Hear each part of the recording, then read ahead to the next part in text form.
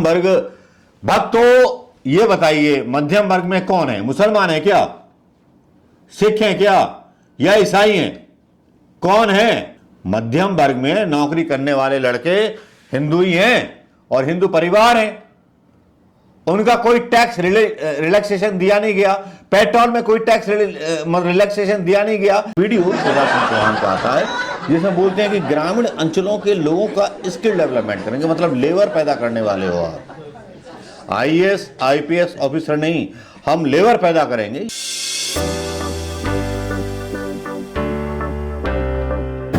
दोस्तों, पिछले 10 सालों से बजट आ रहा है, लेकिन बजट का जो माहौल है वो दिखाई नहीं देता कि जिस तरह से 2014 में या उससे पहले की सरकारों में बजट जब आता था, जो सारे टीवी चैनल्स तैयारी में लग जाते थे कि किस किस पर जो है छूट मिलेगी और सरकार क्या क्या दे सकती है।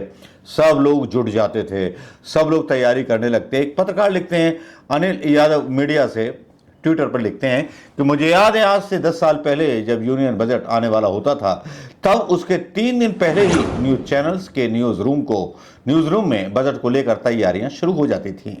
ग्राफिक्स टीम बजट से जुड़े नए ग्राफिक बनाने लग जाती थी, वीडियो एडिट टीम नए मोन्टाज स्टिंग बनाने में लग जाती थी, चैनल से जुड़े सभी लोगों की छुट्टियां रद्द कर दी जाती थीं। डेस्क पर मौजूद लोगों पर बहुत तनाव उनके चेहरे पर साफ दिखाई देता था, दबाव रहता था। रिपोर्टर लगातार गृहिणियों के इंटरव्यू करते थे, पब्लिक में जा जाकर के पूछते थे कि आपको क्या चाहिए, आपको क्या चाहिए, आपको क्या चाहिए। लेकिन बात वही जो प्रधानमंत्री ने बोल दी कि अब रोमांच खत्म हो गया।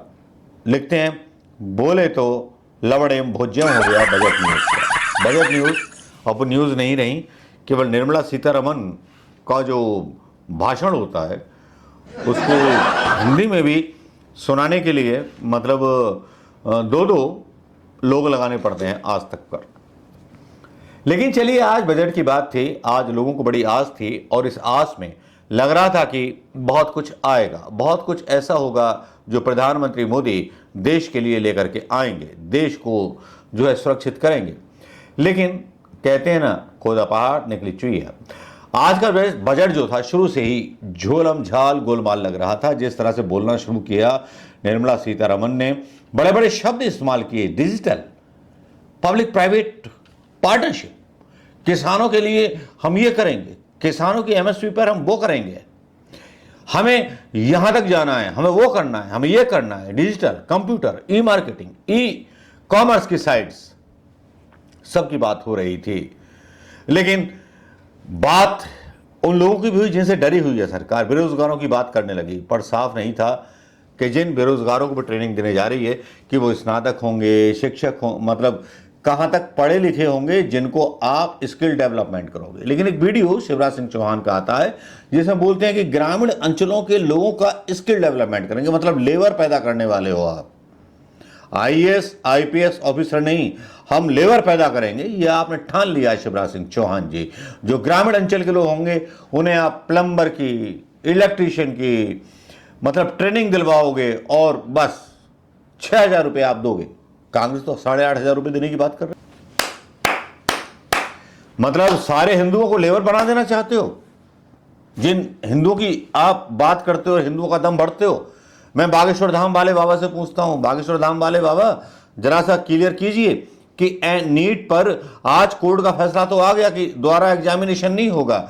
नीट में सबसे ज्यादा नुकसान मुसलमानों का हुआ है, सिखों का हुआ है, ईसाइयों का हुआ है या हिंदुओं का हुआ है। चलिए, आपके जरिए से ही मैं इस देश को देखना शुरू कर देता हूं, आपके जरिए से ही मैं बात करनी शुरू कर देता हूं। और बात इसलिए भी करूंगा क्योंकि आपने ये जरिया और आपने ये सोच मेरे दिमाग में डाली है। और आज बात तो करनी पड़ेगी, बात तो करनी पड़ेगी टैक्सों पर, बात करनी पड़ेगी आपके बजट पर। और बात ना करूंगा तो मैं भी मूर्ख कहलाऊंगा। आने वाली मेरी जो पीढ़ियां हैं वो बोलेंगी, दादाजी, नाना जी, आपने कुछ नहीं किया। तो बोलना तो पड़ेगा, सवाल तो उठाना पड़ेगा कि आज जो आप ट्रेनिंग की बात कर रहे हो, क्या पेपर लीक प्रोग्राम होगा या कुछ और होगा, ये तो मुझे बता देते। इंग्लिश में बोल रही थी निर्मला सीतारमन, वैसे इंग्लिश जो है ईसाइयों की भाषा है, हिंदी में बोलती, हिंदी में बोलने की तो हिम्मत ही नहीं है निर्मला सीतारमन की। ऐसे ऐसे वर्ड यूज करके ला रही थी साउथ के ये मैडम वित्त मंत्री जिसको बोलते हैं, 10 साल से मतलब इंसान को जो है रोला रखा है इस मैडम ने। अब पता नहीं मोदी जी की समझ में इंग्लिश तो आती नहीं होगी, इंग्लिश उनको भी नहीं आती, और ये अपना पेड़ के चली जाती है ज्ञान बजट में। मुझे ये बताओ कि कितनी रेल सेवाएं शुरू की हिंदू यात्रियों के लिए, कितनी रेल सेवाओं में गरीब लेबर हिंदुओं के लिए कितना संरक्षण किया इन्होंने, कितनी छूट दी रेल किरायों में। क्या हवाई जहाज से गरीब यात्रा कर पाएगा, उस पर बात की क्या? नहीं की। बड़ी बड़ी बातें फेंकने लगी आते ही बजट में। बजट भाषण नहीं, ऐसा लग रहा था कि चुनावी भाषण दिया जा रहा है। समझ में नहीं आ रहा था कि ये निर्मला सीतारमण क्या बोलना चाह रही हैं, क्या कहना चाह रही हैं, कुछ साफ पता नहीं चल रहा था। आज तक पर भी दिखाया जा रहा था, संसद पर दिखाया जा रहा था, समझ में मेरी खुद बाहर था। इंग्लिश ज्यादा अंडरस्टैंड करता हूं, ऐसी बात नहीं है। और लोगों की नजरें टिकी हुई थी मध्यम वर्ग, मध्यम वर्ग, मध्यम वर्ग, मध्यम वर्ग। भक्तों ये बताइए, मध्यम वर्ग में कौन है? मुसलमान है क्या, सिख हैं क्या, या ईसाई हैं? कौन है? मध्यम वर्ग में नौकरी करने वाले लड़के हिंदू ही हैं और हिंदू परिवार हैं। उनका कोई टैक्स रिलैक्सेशन दिया नहीं गया, पेट्रोल में कोई टैक्स रिलैक्सेशन दिया नहीं गया, गैस में कोई टैक्स रिलैक्सेशन दिया नहीं गया, ईंधन में और डीजल में कोई रिलैक्सेशन दिया नहीं गया। और किसानों की बात करने लगे कि बड़े बड़े भंडार बनाएंगे, डिजिटलाइज करेंगे, मार्केटिंग ये करेंगे वो करेंगे। आज दुनिया भर की बकचोदी आज सुनते रहे हम, पिछले 10 सालों से यही तो सुनते आए हैं। सुना क्या है इसके अलावा? और आर्थिक बोझ टैक्स का सहते आए हम। मोबाइल सस्ते हो जाएंगे, वाह। तांबा सस्ता हो जाएगा, वाह। सोना सस्ता हो जाएगा, वाह। कमाल है यार, सोना कोई गरीब खरीद पाएगा? या जो मिडिल क्लास मैन खरीद रहा है सोना, क्या उसको टैक्स में छूट मिल पाएगी सोने के आधार पर? म्यूचुअल फंड पर भी आपने टैक्स लगा दिया, आपने इक्विटी ट्रेडिंग पर भी टैक्स लगा दिया। टैक्स पर टैक्स, टैक्स पर टैक्स, टैक्स पर टैक्स, तारीख पर तारीख, तारीख पर तारीख। यह हिंदुओं को लूटने का ढंग बहुत अच्छा है। हिंदुओं की बात करके, मंदिरों की बात करके बहुत लुभाना चाहते हैं। हां, वो सुना मीडिया बोल रहा है कि बिहार को पैकेज दे दिया 56,000 करोड़ का और 12,000 करोड़ का दे दिया चंद्रबाबू नायडू को। नीतीश की पता नहीं कौन सी सीढ़ी है इनके पास, वो पुल बनाएंगे, वो भी नीतीश गडकरी बनाएंगे, सड़क, हाईवे तो वो नितिन गडकरी को दिया गया है, वो बनाएंगे। बिहार को कोई पैकेज नहीं दिया गया या विशेष राज्य का दर्जा नहीं दिया गया। बिहार की पब्लिक को समझना चाहिए ये बात। वहां हाईवे बनेंगे, टोल टैक्स लगेंगे, लेकिन उस टोल टैक्स पे चलने वाली गाड़ी खरीदने वाले कितने लोग नए होंगे, ये तो कोई बता देता, ये तो कोई मुझे समझा देता सीधी सी बात में।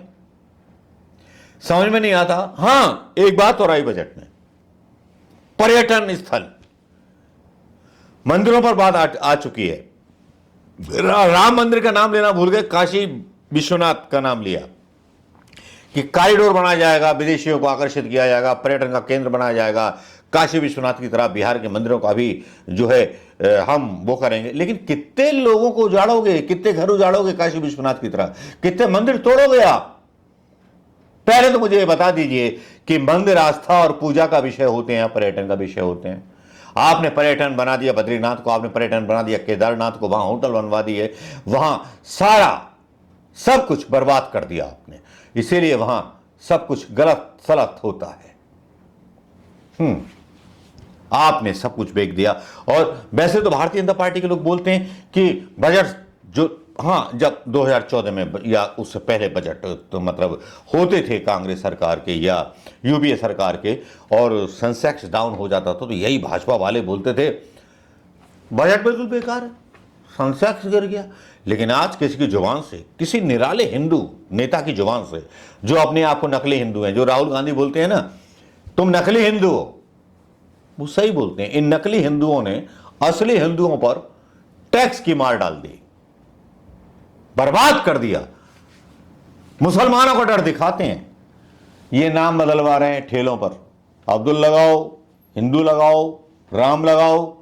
लेकिन चीन ने, जिस चीन के साथ कॉम्पिटिटिव की बात करती है, उस चीन ने जो था बिना ड्राइवर के कार उतार दी। यार हद है भाई। और रक्षा बजट में कटौती कर दी भाई, जबकि चीन हमारे सिर पे खड़ा हुआ है और बहुत सारी रिपोर्टें आ रही हैं 1,67,000 करोड़ की कटौती कर दी गई वित्त मंत्री के द्वारा रक्षा बजट में। तो ये देश की सीमा को लेकर के कितने एक्टिव हैं, आप इस बात को समझिए। हमें टैक्स पेयर्स को कोई अंतर नहीं पड़ता अगर रक्षा बजट कम से कम 5,00,000 करोड़ रुपए का होता। एएनआई के द्वारा झूठी रिपोर्ट डाली जा रही है कि रक्षा मंत्रालय को ये बोला, ये दिया गया, वो दिया गया। अग्निवीर जैसी स्कीम को खत्म करने का ऐलान कर देना चाहिए था इस बजट में, लेकिन वो भी नहीं हुआ। अग्निवीर कौन लोग भर्ती होते हैं? हिंदू लोग ही तो भर्ती होते हैं।